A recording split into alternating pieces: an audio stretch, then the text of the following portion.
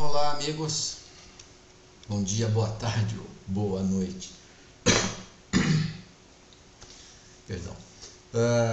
Então, finalmente, iniciamos o nosso último encontro. Este é um encontro planejativo, digamos assim. Numa visão futurista, o que vai acontecer? Uma breve visão do futuro, o que consta lá no Moodle. E vocês podem perceber que ao longo de todo o curso, por diversas vezes, eu mencionei algumas coisas em caráter profético, do que poderia vir a acontecer. Uma das coisas com as quais nós devemos nos preocupar profundamente é justamente a flexibilização da comunicação, como isso será feito, como está sendo feito e de que forma isso vai refletir na educação. No nosso encontro hoje, então, estamos falando de uma breve visão do futuro. Por que isso é importante? Bom, sempre é importante que você analise o que nós temos hoje e comparando com o que tivemos ontem. Se você é um educador, se você é uma pessoa que lida com outras pessoas, é importante, portanto, que você tenha, ao analisar o passado e o futuro e o presente, possa antever algumas das situações que serão vividas individualmente ou coletivamente no futuro muito próximo. E eu digo muito próximo porque a velocidade com que as coisas hoje avançam nos trazem até mesmo uma certa aflição. Profissionais de TI, por exemplo, uma pessoa como eu, por exemplo, eu vou dormir conhecendo uma coisa profundamente, quando eu acordo aquela coisa mudou completamente e ela já nem é mais usada, então é realmente muito estressante. Agora, para as pessoas que estão ligadas ao uso dessas tecnologias em constante mutação, em constante alteração, em constante evolução, a gente acaba vivendo uma sociedade que nos estressa, que nos pressiona, que toma a nossa capacidade de produção, muitas vezes em nome de uma ansiedade sobre o que vamos enfrentar amanhã. E como eu já disse há algumas aulas atrás, essa é uma ansiedade que nos está sendo imposta pela tecnologia, mas na verdade ela é desnecessária, porque não houve nenhum momento da história humana que pudemos antever o futuro com tamanha precisão a ponto de não nos trazer um certo grau de ansiedade. Eu separei para vocês aqui o que seria uma breve visão do que vamos encontrar na sociedade, na indústria, na comunicação e na educação. Então, são 4 pontos bem distintos. Vamos dar uma olhadinha neles então. O que nós achamos que vai acontecer com a sociedade no que diz respeito ao uso massivo das tecnologias? Bom, uma vez que a inteligência artificial se desenvolva ainda mais, porque ainda há muito a ser desenvolvido, a inteligência artificial não tem a senciência, não tem consciência de si, e eu acredito que não vai ter, mais seres humanos vão se desocupar. Então, nesse momento, vamos então ver o lado bom desse aspecto. As pessoas poderão se dedicar mais a algumas coisas que normalmente não se dedicariam por falta de tempo ou excesso de trabalho. Então, como máquinas, robôs e softwares inteligentes farão muitas das coisas, então teremos uma amplitude de relações. As sociedades serão mais simplistas no que diz respeito à sua capacidade de produção e também mais simplistas na sua capacidade de consumo. E, obviamente, serão mais complexas nas suas relações, porque poderemos ter mais tempo para essas relações, construir uma sociedade mais coletiva. Então, essa é a visão que não eu, muitas pessoas aguardam. É claro que aqui nós estamos fazendo uma abordagem empírica, meramente observativa. Há alguns temas um pouco mais aprofundados no material do Moodle, mas se você realmente quiser se especializar em tentar entender o que está acontecendo hoje, para que possa prever o que acontecerá em um curtíssimo espaço de tempo, existe muito material interessante e muitos vídeos bons que eu inclusive até separei para vocês, que está lá numa das abas que, se não me engano, eu chamei de base de conhecimento. Ok? Então teremos uma amplitude de relações. Um pouco mais adiante, o que é que vai acontecer com a indústria? Bom, a indústria é uma coisa muito poderosa e sempre foi, e em cada época em uma maneira diferente. A indústria literalmente movimenta a máquina social, ela emprega, ela produz, você compra o que ela faz, e o grande círculo e a grande engrenagem social continua se movimentando por conta da industrialização. O fato é que começamos a produzir e industrializar muitas coisas, então foi preciso inserir na mente das pessoas que nós realmente precisamos de todas essas coisas. Mas isso é um outro mar que nós talvez possamos navegar num momento mais adequado, num momento mais correto. O que nós podemos imaginar da indústria que está por vir é a segregação humana. As indústrias vão ainda mais serem cada vez mais autônomas. Então encontraremos nas indústrias mais automação, consequentemente uma produção ainda maior, porque um robô pode trabalhar ininterruptamente por 24 horas por dia sem parar, durante 7 dias por semana, coisa que o ser humano não faz. E consequentemente teremos uma maior produção. Mas a capacidade criativa e inventiva ainda é do ser humano, e será ainda por muito tempo. Mesmo que alguns sistemas, algumas plataformas ditas de inteligência artificial criem coisas para nós. Na verdade, eles estão criando algumas coisas que são a convergência de muitas outras coisas que já foram criadas antes. Então não há um ineditismo, não consigo ainda ver uma espécie de criatividade nas entrelinhas desses algoritmos que hoje nós chamamos de inteligência artificial. Então o que nós vamos encontrar na indústria possivelmente será mais automação e mais produção e consequentemente a segregação humana. Isso é uma coisa que nós devemos pensar, mas não acredito que possamos evitar. Na comunicação, que é o nosso tema, há uma coisa muito importante que já está acontecendo e que nós já estamos convivendo com ela, e ela tem trazendo profundas transformações nos processos de comunicação, inclusive na própria flexibilidade da língua portuguesa, que tem acontecido com muita frequência. Alguns novos elementos começam a entrar no processo de comunicação entre uma ou outra pessoa ou entre grupos. As comunicações agora deixam de estar exatamente como nós havíamos estudado lá atrás. Não que aquelas teorias sejam terminadas, como a comunicação linear, a comunicação interativa. Aquilo é uma forma de expressarmos as diferentes maneiras de nos comunicarmos. Mas alguns elementos novos adentram agora esse âmbito da comunicação, como o imediatismo e a realidade aumentada, por exemplo.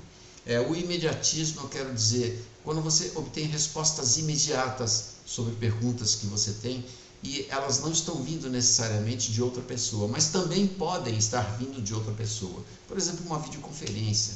Pessoas de diversas partes do mundo estão todas no mesmo local, quase que desafiando as leis da física, estão em 2 lugares ao mesmo tempo. Então, esse imediatismo no feedback das comunicações é um elemento a ser considerado como um fator de modificação nos processos de comunicação, consequentemente nos processos educacionais. E por que eu estou mencionando realidade aumentada? Eu estou mencionando a realidade aumentada porque você vai ser capaz de se expressar com o auxílio de algumas coisas muito mais poderosas do que simplesmente um projetor multimídia. Vamos fazer uma observação mais detectável aqui no outro item. Eu, na verdade, me refiro à realidade aumentada e realidade virtual. Para quem está perdido nisso, não leu nada sobre isso, ainda não teve a oportunidade de comparar esses dois itens, é muito comum nós encontrarmos a abreviatura RA ou RV. A realidade aumentada é quando você está diante de uma tela e há ali uma câmera e você está observando, seja uma câmera possivelmente atrás do dispositivo, seria uma câmera traseira no celular, por exemplo. E o que você está vendo na tela não é exatamente aquilo que está acontecendo de fato. Há elementos somados. Então daí vem a expressão. Você está vendo a realidade com alguns acréscimos, então seria a realidade aumentada.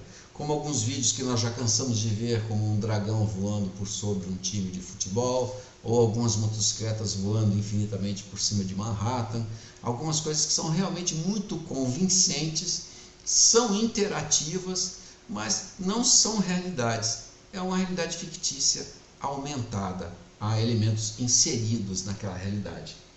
E a chamada realidade virtual, que confunde muita gente, muitas vezes as pessoas acreditam que existe uma realidade paralela, que existe uma realidade que não é, digamos, real, é virtual. Isso não é verdade, como o próprio nome diz. Não existe outro mundo paralelo ao que nós temos, não existe uma forma de você se transferir para esse mundo e morar lá, por enquanto não. Então, a realidade virtual é o quê? A realidade virtual é o nome que nós damos a uma série de coisas que acontecem no mundo digital e que de alguma forma interagem com o mundo real, tá? Então, é uma visão muito mais ampla do que da realidade aumentada. Então, graças a esses dois instrumentos poderosos, nós temos a questão da interação. Nós poderemos ter uma vivência sensorial das informações e poderemos sentir de fato, estarmos presentes e ainda interativamente em lugares distantes, quando na verdade estamos aqui mesmo. Então, e teremos também um decréscimo da criatividade.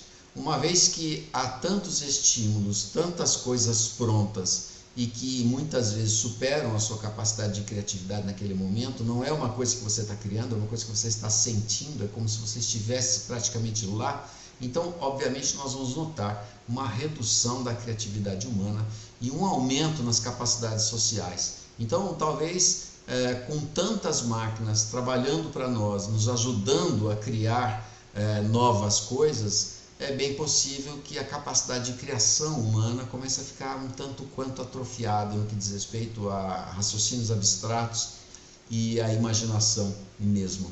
O próprio celular hoje, se ficar no uso durante muitas horas na mão de crianças, aquele imediatismo e aquela sanar o tédio imediatamente, sem recorrer à abstração e à criatividade, realmente pode dar a essas crianças um futuro comprometedor no que diz respeito à sua capacidade cognitiva, capacidade de raciocínio abstrato e algumas outras coisas. Muito bem, então estamos aí na realidade aumentada e realidade virtual, dentro das possíveis transformações que sofrerá a comunicação.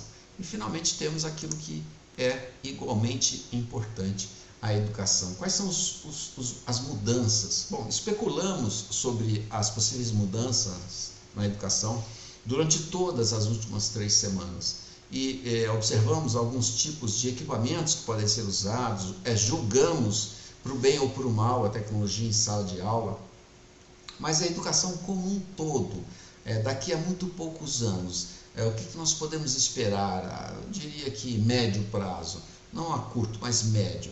Bom, nós temos uma boa notícia. Nós teremos a redução da taxa de analfabetismo chegando a 5%, isso em nível mundial. Então, uma vez que computadores sejam capazes de alfabetizar pessoas por meio de sistemas de inteligência artificial, essa alfabetização alcançaria grupos mais distantes da sociedade, segregados digitais, e daria a eles a oportunidade, então, de deixarem o analfabetismo de lado. Então, ainda teríamos 5% da população, mas considerando o âmbito mundial, é um bom número, né? Por outro lado, com o advento das indústrias autônomas, com tantas coisas acontecendo no sentido de máquinas fazendo coisas em lugares de seres humanos, nós teremos um índice de pessoas desocupadas imenso, e num curto espaço de tempo. Isso já é um problema e que já começa a despertar a atenção de muitas pessoas em várias partes do mundo. Então, se nós teremos um índice de desocupação de 95%, eu quero dizer literalmente desempregados. São pessoas cujas hard skills não são mais úteis economicamente dentro de uma empresa, porque máquinas já fazem esse trabalho. Então, diante dessa realidade, muitas pessoas que refletem sobre isso, inclusive Elon Musk, o CEO da SpaceX, por exemplo, e o senhor atualmente dos carros elétricos, ele diz que isso possivelmente seja um problema de curto, médio prazo e que talvez a gente tenha que desenvolver algum tipo de auxílio financeiro global. Ou seja, toda essa capacidade produtiva que algumas pessoas terão no exercício, na concentração de conhecimento, como falamos lá atrás, vai resultar numa imensidão de pessoas que simplesmente não têm ocupação. E para que elas possam continuar sobrevivendo e que a máquina possa continuar funcionando, nós daríamos a ela uma espécie, a todas essas pessoas, uma espécie de remuneração, uma espécie de salário. Mas esta solução seria até simples, segundo o próprio Elon Musk e muitos outros pensadores. Não que Elon Musk seja um pensador, tá? Ele é um homem jovem, visionário, tem todos os méritos, mas muitas outras pessoas que refletem sobre o futuro a curto e médio prazo da educação e até da própria sociedade, se preocupam com isso. E concordam unanimemente que talvez uma renda universal seja uma solução, mas também é unânime a crença total, absoluta, de que a desocupação vai trazer um sentimento de destruição para essas pessoas, tirando delas o sentimento de se sentirem úteis dentro de um universo social literalmente automatizado. Então realmente é um problema a ser pensado, até onde isso vai, como vai e o que nós vamos fazer para amenizar, porque nós não vamos conseguir evitar. Assim como não conseguimos evitar que as linhas férreas fossem retiradas, a maioria delas aposentadas no nosso país, então aqueles que eram especialistas em conduzir trens ficaram em desocupação, e inúmeras outras profissões que se perderam com o tempo e algumas pessoas que estavam dedicadas a elas eram especialistas naquilo, operadores de telégrafo, até mesmo datilógrafos, pessoas que foram com o tempo tendo suas posições de trabalho substituídas pela máquina. Essas pessoas não formaram um número suficientemente grande para que pudéssemos mensurar, mas sem dúvida o sentimento de inadequação social, um sentimento que em alguns casos pode chegar até mesmo à depressão, são fatores que nós precisamos considerar. Então precisamos adequar todo esse avanço tecnológico na comunicação e na educação, nas indústrias, de forma a mantermos e garantirmos o espaço do ser humano e permitir que o ser humano continue desenvolvendo suas habilidades criativas e que todo esse conjunto que discutimos até agora sejam como pincéis para que você possa finalmente pintar com mais precisão. Eu quero dizer que a tecnologia é um instrumento de expansão da capacidade humana. Ela vai passar a fazer as coisas com as quais nós nos ocupamos hoje. Então o nosso desafio é levar a nossa capacidade criativa, a nossa capacidade colaborativa a um patamar ainda maior, uma vez que agora temos ferramentas que fazem uma parte do trabalho bruto que antes fazíamos. E se você observar a história da humanidade toda, desde o momento que um de nós pegou um osso e usou como um instrumento de guerra, muito mais coisa pode ser feita a partir daquele osso.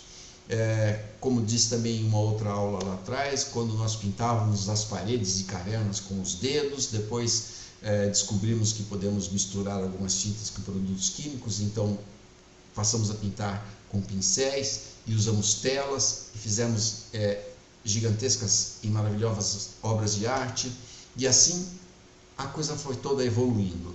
Então hoje temos, por exemplo, instrumentos extremamente precisos para a criação de arte digital, ainda que a inteligência artificial ande dando alguns shows à parte, a capacidade e a criatividade humana estão hoje muito mais libertas. Nós nos libertamos até mesmo dos pincéis, da paleta de cores, da mistura das cores, tudo isso está à nossa disposição com muita facilidade. Então, preciso criar, nós precisamos utilizar essas ferramentas para irmos ainda além. A fotografia, por exemplo, havia tanta tecnologia por trás das fotografias, um verdadeiro ritual para você apertar um botão e tirar uma foto, né? Depois mandar revelar, e a questão da iluminação e todas aquelas coisas. Hoje cada um de nós carrega uma câmera extremamente poderosa no bolso e tiramos fotos de absolutamente tudo. Isso quer dizer que, se você for um fotógrafo profissional, você tem que fazer muito mais com a sua câmera hoje do que você fazia há 5 ou 10 anos. Você tem que realmente tirar fotos que não é qualquer pessoa que tira. Então, você precisa ir além daquilo que tem até hoje. Então, é a forma como a tecnologia tem que ser utilizada. Ela tem que ser uma ferramenta de inspiração, de potencialização da capacidade humana. Ok? Temos mais alguma coisa adiante? Não. Estamos encerrando, então. Essa foi a nossa última aula e nosso último encontro. Eu espero que vocês, então, como disse no começo, tenham alcançado um senso crítico, tenham entendido alguns pontos importantes nos processos de comunicação, a teoria da comunicação, que levem isso para o seu dia a dia, que possam explorar, que possam testar, que possam experimentar e estejam sempre com a mente aberta para poderem receber novas tecnologias e adaptá-las às verdadeiras necessidades dos processos educacionais e que não se deixem levar pelos entusiastas da educação, pelos profissionais, pelos oportunistas, que na verdade não são profissionais e não são oportunistas. Eles acho que seriam apenas oportunistas. São os reis da comunicação, a robótica educacional e aquela coisa toda, que no fim tudo isso é muito mais complicado e que já foi devidamente mensurado, os resultados não são aqueles que nós esperamos, então é preciso olhar isso com olhos mais atentos e mais carinhosos. Então, pessoas como vocês, que estão se especializando num curso de técnicos e multimeios didáticos, têm essa condição de levar esse conhecimento adiante e realmente utilizar a informática, a tecnologia, como um meio de expansão das capacidades da fantástica e incrível mente humana. Ok, gente? Um abraço.